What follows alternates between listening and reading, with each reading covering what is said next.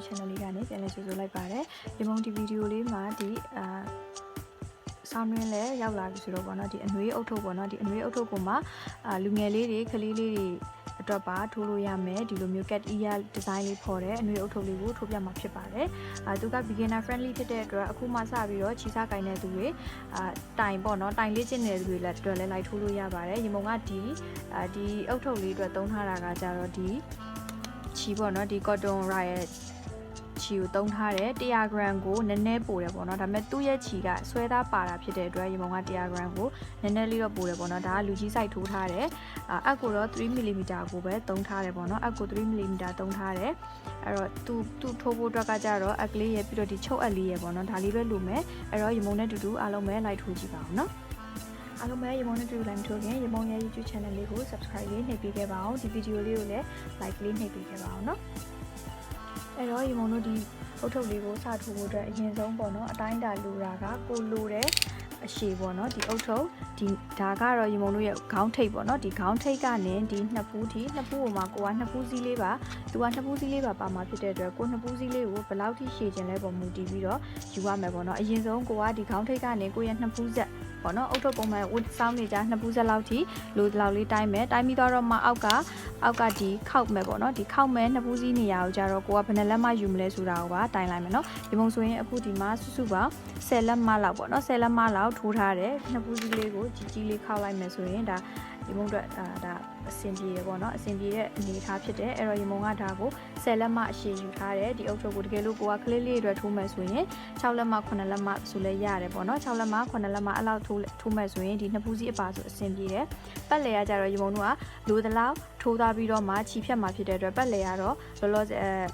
မလိုသေးဘူးပေါ့နော်အရင်ဆုံးတိုင်းကြမလို့သေးဘူးပတ်လေရတော့ထိုးရင်းနဲ့ပဲကိုလိုသလောက်တိုင်းတော့မှာဖြစ်တယ်အဲ့တော့ဒါလေးကတော့အခုလောလောဆယ်ရေမုံက10လက်မှရှိပေါ့နော်ယူထားတယ်အဲ့တော့ကို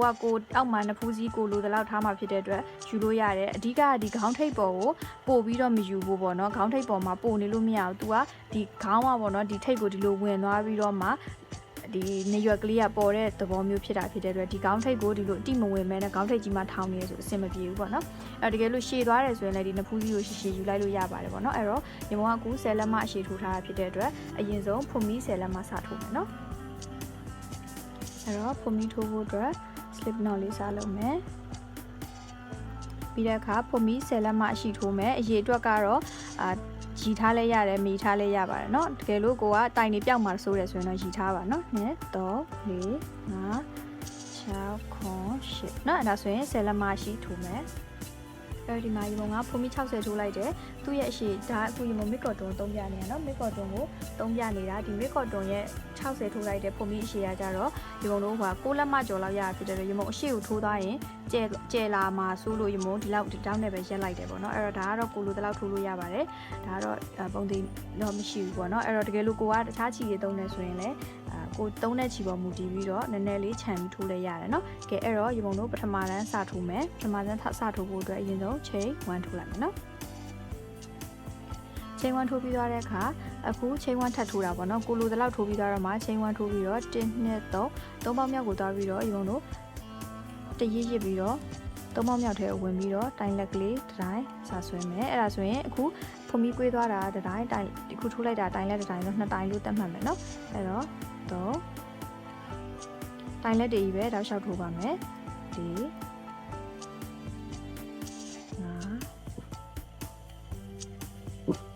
5เนาะအဲ့တော့တိုင်လက်တွေကြီးပဲတောက်လျှောက်ထိုးသွားမယ်เนาะကဲဒီမှာပထမတန်းတိုင်လက်တွေကြီးပဲတန်းလုံးထိုးခဲ့တာเนาะရေပုံတို့ဖွန်မီက60ထိုးထားပြီးတော့ +1 ပေါ့เนาะပေါင်းထားပြီးတော့3ပေါင်းမြောက်ကစထားဖြစ်တဲ့အတွက်ဒီမှာရေပုံအတွက်တိုင်30တိုင်60ရှိရเนาะဖွန်မီ60ဆိုရင်တိုင်60ရှိတယ်အဲ့လိုမျိုးရှိဖို့အတွက်ဖွန်မီတစ်ခုပို့ထိုးတယ်3ပေါင်းမြောက်ကစဒါဆိုရင်ရေပုံတို့လိုချင်တဲ့တိုင်လက်ရည်အတွက်ရတယ်เนาะအဲ့ဆိုရင်အခုရေပုံကနောက်တစ်တန်းတက်မယ်เนาะအခုဒီမှာတိုင်လက်ထိုးပြီးသွားဖြစ်တဲ့အတွက်နောက်တစ်တန်းတက်မယ်နောက်တစ်တန်းတက်ဖို့အတွက်ကိုရေပုံက chain 1ပဲထိုးပြီးတော့လှည့်လိုက်မယ်လှည့်ပြီးသွားတဲ့အခါဒီ chain 1ကိုမေ့လိုက်မယ်เนาะမေ့ပြီးသွားရင်ဒီမှာပထမဆုံးတွေးတဲ့တိုင်လက်မှာရေပုံတို့တိုင်လက်ထပ်ထိုးမယ်ထိုးတဲ့အခါရေပုံတို့ဒီတိုင်နေပေါ်မှာအမြဲတမ်း2ပင်ရှိတာဟုတ်တယ်เนาะဒီမှာတိုင်နေပေါ်မှာအမြဲတမ်း2ပင်ရှိတယ်အဲ့ဒီ2ပင်မှာရေပုံတို့ကအပြင်ပင်เนาะကိုဘက်ကဒီ2ပင်ရှိတာမှာဒီအပြင်ပင်နဲ့အတွင်းပင်ဆိုပြီးတော့ရှိတယ် နော်အဲ့ဒီမှာမရေပုံတို့ကအပြင်ပင်မှာအပြင်ပင်နဲ့ကိုထည့်ပြီးထိုးမယ်ကိုယ့်ဘက်ကအပင်ကိုခြံခဲ့မယ်နော်အဲ့ဒီအပြင်ပင်ကို back loop လို့ခေါ်တယ် back loop ပေါ့နော် back loop လို့ခေါ်တယ်ရေမုံတို့ဒီရှေ့ဘက်မှာခြံခဲ့တဲ့အပင်ကိုကြတော့ front loop လို့ခေါ်တယ်ကို့အရှိကအပင်ဖြစ်တဲ့ခြီပင်ဖြစ်တဲ့အတွက်ပေါ့နော်အဲ့တော့ရေမုံတို့က back loop မှာထိုးမယ် back loop မှာထိုးဖို့အတွက်ခြီရစ်မယ်ခြီရစ်ပြီးသွားတဲ့အခါဒီအပင်ခြီပင်လေးနှစ်ပင်ရဲ့ဒီအလဲတဲကိုထိုးထည့်လိုက်ထိုးထည့်ပြီးတော့မှ back loop မှာထိုးမှဖြစ်တဲ့အတွက်အပြင်ကိုကလော်ထိုးလိုက်ရမယ်နော်ပြီးတော့တဲ့မှာခြီရစ်မယ်တိုင်လက်ထိုးမယ်တိုင်ရှိပြီပြီးရင်ဒုတိယပေါက်မှာလည်း back loop တိုင်လက်ထိုးမယ်ကလော်ထည့်ပြီးတော့အပြင်ကိုကလော်မယ်ခြီနှစ်ပင်ကြားထဲကိုထိုးထည့်မယ် back loop မှာထိုးမှဖြစ်တဲ့အတွက်အပြင်ကိုကလော်ထိုးမယ်တိုင်လက်ထိုးမယ်ခြီရစ်မယ် back loop မှာထိုးမှဖြစ်တဲ့အတွက်ခြီနှစ်ပင်ကြားထဲကိုထိုးထည့်မယ်အပြင်ကိုကလော်ထိုးမယ်ဒါဆိုရင်ဒါက back loop တိုင်လက်ဖြစ်သွားပြီ back loop HDC လို့ခေါ်မယ် half double crochet နော်အဲ့တော့အခုဒီနောက်ထပ်တစ်တန်းကိုလည်းဒီ back loop only ထိုးသွားပါမယ် back loop အားလုံးပေါ့နော်အားလုံးကို back loop တွေကြီးပဲထိုးသွားမယ်တိုင်လက် back loop တိုင်လက် back loop တွေပဲထိုးသွားမယ်နော်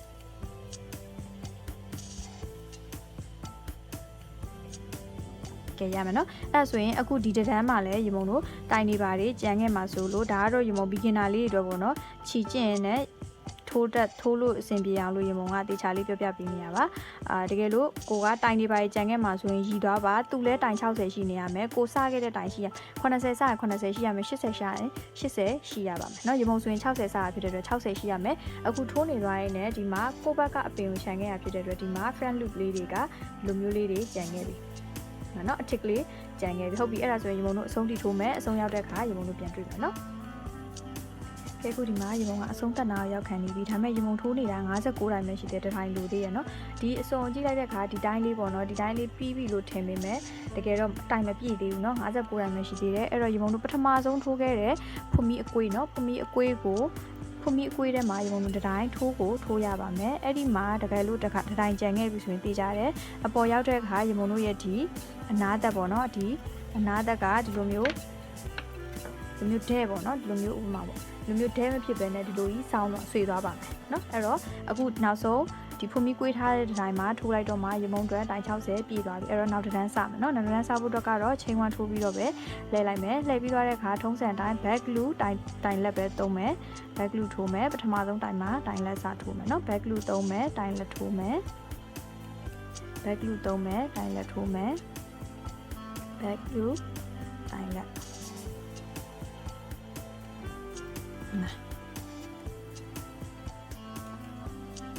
နော်အဲ့တော့ဒီတန်းမှာလည်းရေမုံတို့တိုင်60ရှိရမယ်ဒီမှာနော်အဲ့တော့ဒီတန်းမှာလည်းတိုင်60ရှိရမယ်ဒီအဆုံးသက်ရောက်တဲ့အခါကျရင်လည်းဒီအဆုံးသက်ကတော့တိုင်မဲဖြစ်တဲ့အတွက်ရေမုံတို့ပျောက်စရာမလိုဘူးပေါ့နော်အဲ့တော့အဓိကကတော့ရေမုံတို့တိုင်မပျောက်ဖို့အရေးကြီးတယ်ကျန်တာကတော့ဒီ back loop တိုင်လက်တွေကြီးပဲထိုးသွားမယ်ဘယ်ထိထိုးသွားမလဲဆိုတော့ရေမုံတို့ခေါင်းတစ်ပတ်ပြည့်တဲ့ထိထိုးသွားမယ်နော်အခုဆိုရင်ဒီမှာခေါင်းတစ်ပတ်ထိုးပြီးသွားပြီเนาะခေါင်းတစ်ပတ်ထိုးပြီးသွားပြီဆိုဒီချီကအရန်ကိုဆွဲထားပါတယ်အဲ့တော့ဒီကောင်ကဟိုပါပဲဒီနှစ်ထပ်ခောက်ပြီးတော့တိုင်းလိုက်မယ်ဆိုရင်10လက်မကျော်လောက်ရတအားဆွဲမယ်ဆို10လက်မလောက်ကိုရနိုင်တဲ့အထိကို9လက်မကျော်10လက်မလောက်ကိုရနိုင်တဲ့အထိကိုဆွဲလို့ရတယ်ဒီချီကเนาะအဲ့ဒီကောင်ကဒီလောက်နဲ့ရက်လိုက်ပြီးဒီမှာနှစ်ထပ်ခောက်ထားเนาะရက်လိုက်ပြီးတော့ဒီမှာခြီစားကိုဖြတ်လိုက်ပြီးကျိုးကိုရှည်ရှည်လေးဖြတ်လိုက်တယ်ဒီမောင်တို့တခါတည်းဟိုဘက်ဒီဘက်တွဲချုပ်လို့ရအောင်လို့เนาะအဲ့တော့အခုဒါကိုတွဲချုပ်မယ်เนาะတွဲချုပ်တာကတော့ကိုကဘယ်ဘက်ကိုအလှမှုယူလို့ကျင်တာလဲပေါ်မူတည်ပြီးတော့ဒီမောင်တို့အချစ်ကလေးပေါ်ချုပ်မယ်เนาะဘာလို့ဆိုဒီမောင်တို့ကဟိုဘက်ကဒီဘက်ကနှစ်ဖက်လှပေါ့နော်နှစ်ဖက်လှဖြစ်တဲ့အတွက်ဘယ်ဟာကိုမဆိုလှပဲယူလို့ရတယ်เนาะလှပဲယူလို့ရတယ်ဆိုတော့အခုကိုကအခုဒီချုပ်တဲ့ဘက်ကိုလှပဲယူမယ်ဆိုရင်ဟိုဘက်နဲ့ဒီဘက်ဒီလိုချုပ်မှာဖြစ်တဲ့အတွက်အခုဒီချုပ်တဲ့ဘက်ကိုလှပဲယူမယ်ဆိုရင်ကိုဘက်ကဒီအပြင်ချီကိုထားခဲ့ပြီးတော့ဒီအတွင်းချီနဲ့ဟိုဘက်နဲ့ချုပ်เนาะတကယ်လို့ကိုကဒီဘက်ကိုချုပ်မယ်ဆိုရင်ဒီဘက်ကိုလှပတ်ထားပြီးတော့ချုပ်မယ်ဆိုရင်ဒီအတွင်းချီနဲ့ဟိုဘက်ချီနဲ့ချုပ်ဒီအပြင်တန်းအောင်ထားခဲ့ဒါမှရေမုံလို့ဒီဘက်ကလှပတ်ပုံမှာမဟုတ်ဘူးအတူတူပါပဲเนาะသဘောတရားတော့အတူတူပဲဖြစ်တယ်အဲ့တော့အခုချုပ်မယ်เนาะဒီမှာပထမဆုံးတိုင်ဒီမောင်ကဒီဘက်ကိုလှပတ်လို့ချင်တာဖြစ်တဲ့အတွက်ဒီအပြင်တန်းကိုခြံထားခဲ့မယ်အဲ့တော့အတွင်းတိုင်လေးကိုယူလိုက်မယ်ဟိုဘက်ကတော့ဒီလိုခြံစရာချီမရှိဘူးဘာလို့လဲဆိုတော့ဖုံမီတိုင်ဖြစ်တဲ့အတွက်เนาะဖုံမီတိုင်ဖြစ်တဲ့အတွက်ပြင်ခြံစရာတိုင်မရှိဘူးဆိုတော့ဒီ ခွန်မီပေါ်မှာထိုးခဲ့ရဖြစ်တဲ့အတွက်ဒီလိုပဲဒီတိုင်ရဲ့အခြေကိုပဲရုံလို့ဝင်ပြီးတော့ယူလိုက်ရုံပဲเนาะဒီမှာတိုင်ရဲ့အခြေဟိုဘက်ကခြီထွက်တာဖြစ်တဲ့အတွက်ဟိုဘက်ကနေပြန်ဝင်လာမယ်ဒီဘက်မှာကျတော့ရုံလို့တပင်နဲ့เนาะတပင်နဲ့ဒီအတွင်းပင်မဲ့ဒီအပြင်ခြံခဲ့မယ်ဒီပင်နဲ့ဆွချုပ်မယ်ဒီဘက်ကပြန်ဝင်မယ်ဟိုဘက်ကတိုင်အောက်တဲ့အဓိကကတော့ဟိုဘက်တိုင်နဲ့ဒီဘက်တိုင်ရုံလို့ဒဲချုံမှရမယ်เนาะဆောင်းသွားရင်တွန့်သွားလိမ့်မယ်เนาะအဲ့တော့3တိုင်မြောက်ဆို3တိုင်မြောက်4တိုင်မြောက်ဆို4တိုင်မြောက်ရဲ့တိုင်เนาะ1 2 3 4ဒီမှာเนาะဒီ4တိုင်မြောက်ရဲ့တိုင်ဒီမှာဘယ်နဲ့ကိုယူတယ်เนาะအပြင်တိုင်ကိုထားခဲ့ပါတယ်အဲ့တော့ဒီဘက်ကပြန်ဝင်မယ်5တိုင်မြောက်ဒီလိုမျိုးပဲရေပုံလို့ချုပ်သွားမယ်ဒီအဆုံးထိချုပ်သွားမယ်ဆိုဒါအုတ်ထုပ်က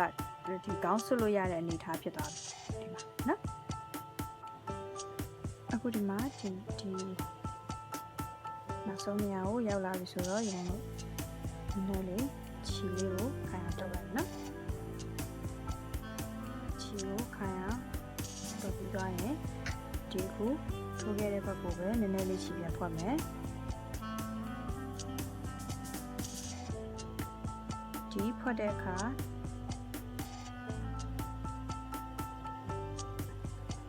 ရန်ပေါ်မှာဖွက်နော်ရန်ပေါ်ဖွက်ပါနဲ့ခဝေးလေးရောက်တဲ့အခါချီဖြတ်လိုက်မယ်နော်ဒီမှာလို့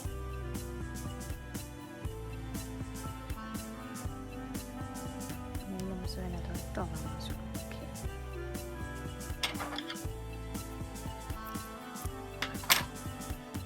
ဒါဆိုအခုဆိုရင်ဒီမှာ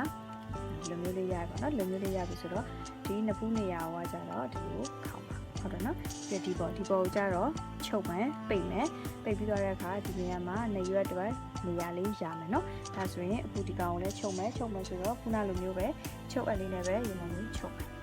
နော်ချုပ်အပ်လေးနဲ့ပဲချုပ်မယ်ချုပ်တဲ့အခါ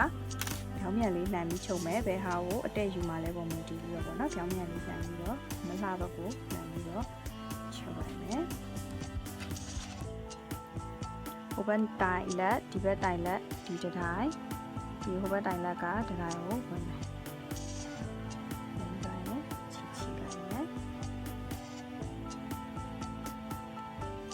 အရင်ကြီးကြက်ကြီးမချုပ်ပါနဲ့เนาะပြီးတော့ရင်ဒီဘက်ကတိုင်လက်တစ်တိုင်းဒီဘက်ကဘီလိုက်တိုင်လက်တစ်တိုင်းเนาะဘီလိုက်တိုင်လက်ထဲကိုဝင်မယ်အရင်ကြီးကြက်စရာမလိုဘူးဒီဘက်ကဘီလိုက်တိုင်လက်ကိုဝင်မယ်ဒီဘက်ကဘီလက်တိုင်ဒီဘက်ကဘီလိုက်တိုင်ကိုဝင်မယ်အဲ့လိုတော့ဟုတ်လို့เนาะ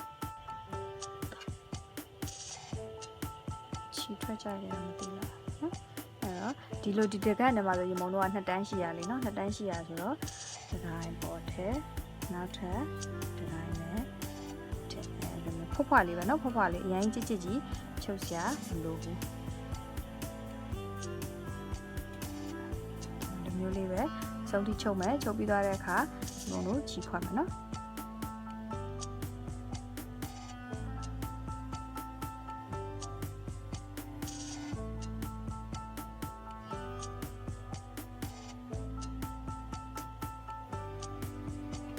ချုပ်တော့မယ်ဒီနားဒီပြင်ချီခွက်မယ်နော်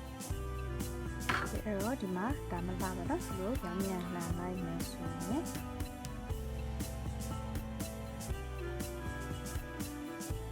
ချွန်ဖြစ်သွားနော်အဲ့တော့ဒါဒီလိုခောက်ဒီကဒီမှာဒီလိုအချွန်လေးဖြစ်နေတယ်ဒါရေမောင်းရောင်စုံဆိုတော့ဒါဒီလိုပဲဝင်လာတယ်နော်ဒီဘက်ကိုလည်းလာတယ်ဒီဘက်ကိုလည်းလာတယ်ရမတူဘူးဆိုတော့နော်โอเคအဲ့ဒါဆိုရင်ရေမုံတို့ဒီနေရွက်နေရာလေးကိုပေါ့နော်ဒီနေရွက်နေရာလေးဒီလိုတစ်စောင်းလေးရယ်ဒီလိုတစ်စောင်းလေးရယ်ဆိုပြီးတော့ရေမုံတို့အရာလေးပေးမယ်နော်အဲ့တော့ဒီနေရွက်နေရာကိုသူ့ဘောကတကယ်လို့အခုချိန်မှာစောင်းကြည့်မယ်ဆိုရင်တော့သူဒီထိတ်တဲ့ကိုခေါင်းက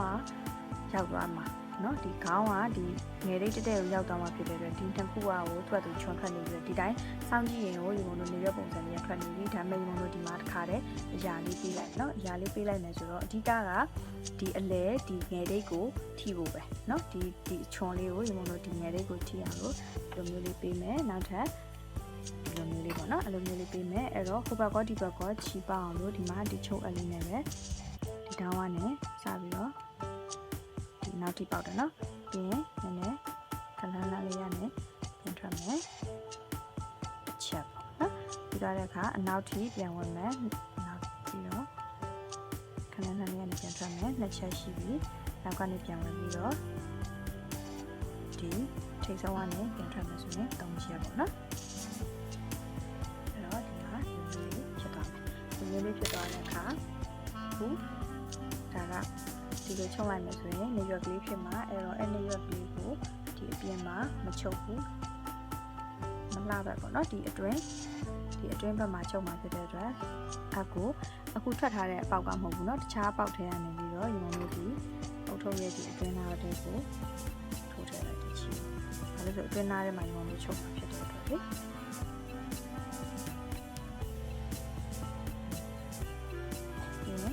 ဒီချီစားအောင်လေ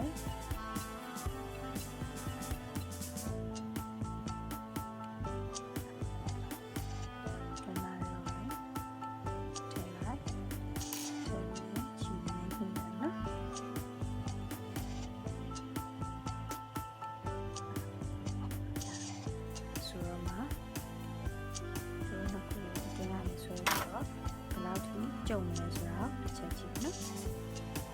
ဒါလေးဆိုရတယ်ရောင်လေးဆိုရပါလို့ဆိုသူဒီတိုင်းဆောင်းရင်သူနေရွက်လေးရထွက်နေပြီနော်သူထောင်းလေးရထောင်းလေးဖြစ်နေဆိုတော့အများကြီးမလို့ခဏပေါ့နော်ခဏခောက်တုပ်လေးပဲရင်ချီထားအောင်မယ်ပြီးရင်လူတို့ပူလျှော်လုပ်လို့နှစ်ဖက်ပြီးသွားတဲ့အခါလူတို့ပူလျှော်လုပ်လို့ရအောင်ခောက်တုပ်လေးပဲချီတာကွန်ဖန်ဖြစ်ပြီဆိုတော့မှချီကိုပြီးတုပ်ချလိုက်မယ်နော်အဲ့တော့ဒီမှာဒါလေးကလေးလေးဖြစ်သွားပြီလေးလေးဖြစ်သွားပြီဆိုတော့နောက်တစ်ဖက်ကိုလည်းအတိုင်းလုပ်မယ်နော်အဲ့ဒါဆိုရင်ဒီမှာ cat ear လေးရပြီးပြီးဆောင်းကြည့်လိုက်တဲ့အခါမှာလည်းအဆင်ပြေတယ်ဆိုရင်အောက်ကချီကိုခိုင်ထိတုပ်ပြီးတော့ယူမလို့ချီခွက်လိုက်လို့ရပြီနော်ချီခွက်လိုက်လို့ရပြီတကယ်လို့ကိုကအဆင်မပြေသေးဘူးဒီလက်ကြီးမှာထောင်ထောင်ကြီးဖြစ်နေသေးရဆိုရင်ဒီဘက်ကချီစားပေါ့နော်ဒီဘက်ကချီစားကိုထပ်ပြီးတော့ဆွဲကြုံလို့ရသေးတယ်ဒီမှာဆွဲကြုံလို့ရသေးတယ်နော်အဲ့လိုမျိုးပေါ့ကဲအဲ့ဒါဆိုရင်အခုဒီ cat ear အလွေအုပ်ထုတ်လေးကလွယ်တယ်မြန်တယ်ပေါ့နော်ချစ်လဲချစ်စရာကောင်းတယ်ကလေးလေးဆောင်နေလာတယ်အဲ့တော့အခုဒီအုပ်ထုတ်လေးကိုငုံနဲ့တူတူလိုက်ထွက်အဆင်ပြေမယ်လို့မျှော်လင့်ပါတယ်နောက်ဗီဒီယိုမှာပြန်တွေ့ကြမယ်ရမုံ YouTube channel လေးကို subscribe လုပ်နေပေးခဲ့ပါဦးနော်ကျေးဇူးတင်ပါတယ်